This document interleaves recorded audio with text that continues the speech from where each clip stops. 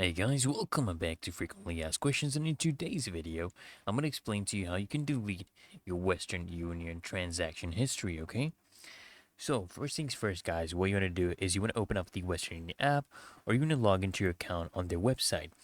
But unfortunately guys, I want you to know that Western Union does not allow users to delete their transaction history entirely.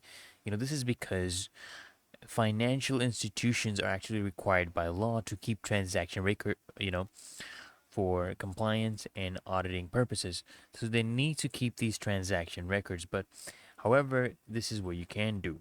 Okay. So if you want to hide all transactions from immediate view, what you can do is go to the transaction tab, right, and filter to view only the recent transactions or those within a specified time frame.